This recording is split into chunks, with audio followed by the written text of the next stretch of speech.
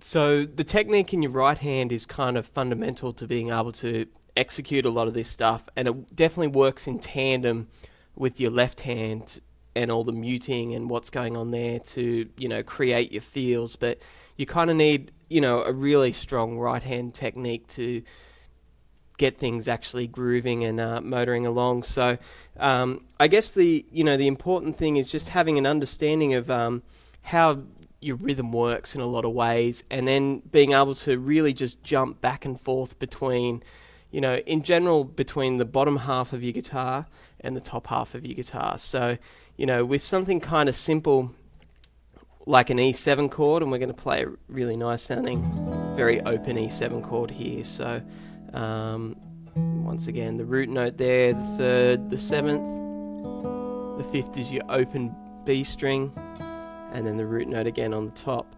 So by just getting used to the idea of jumping back and forth between your bass note and your chord here, so on your with the low E strum out first,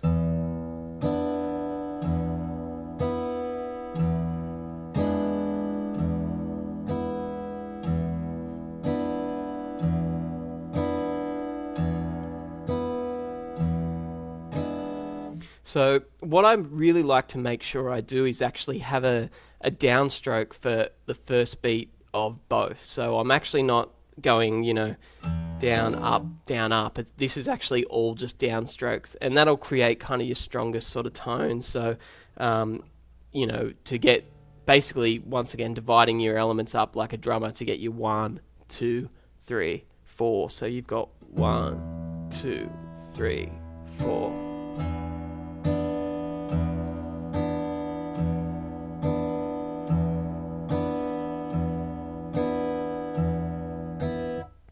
So then with regards to kind of just the bass side of it, with your pick, what I'll often use an upstroke for is kind of like a little upbeat, and often something bass players do, and it's sort of that thing of kind of imagining the ride cymbal again, almost like in a walking bass where you've got that duh, duh, duh, duh, ba, duh, duh, duh. So if I take, let's do a little bass line in A, just walking up to a D.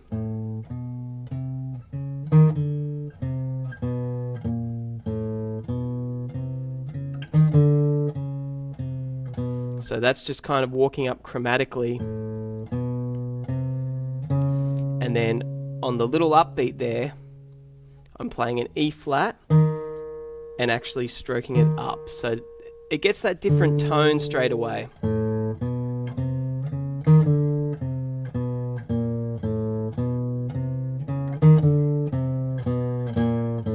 So whenever I'm kind of striking the hard part of the bass, I really want it to be a downstroke so that it's got that strong tonality there, and then the little upbeat can be that little flick with the pickup. Then when you get kind of to your funkier sort of stuff again, so it's actually kind of, I'll actually use a lot of the up and down strokes in my right hand there to create that sort of funky feel. And I guess it's that feel, kind of going back to the left hand muting thing again, comes so much from the left hand, but your right hand still has to stab it out in the first place.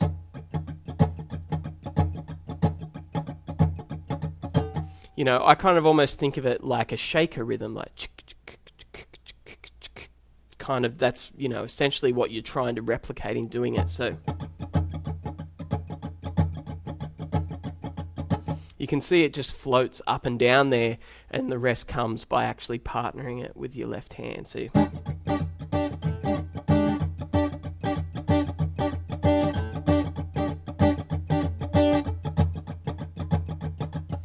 I guess, it's kind of keeping your right hand really nice and free so it can float over things and not put too much pressure on it in a lot of ways, because unfortunately, a lot of it comes from so much of what your left hand is actually doing to complement your right hand there.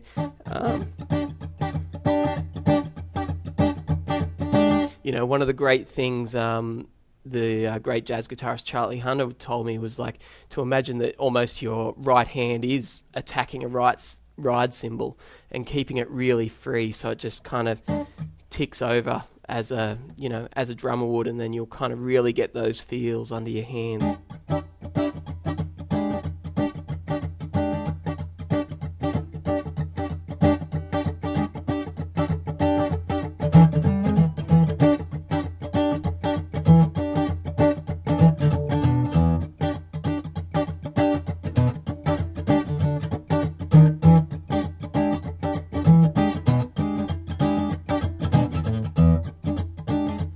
And you'll see that when I attack the bass line in that, it actually becomes part of the rhythm stroke. I just kind of jump away from my chord for a second, and that's where kind of getting that idea of treating your guitar in sort of two different halves a little bit really comes into effect, because then when you start to add the bass lines to it, you can jump and forth between a lot easier.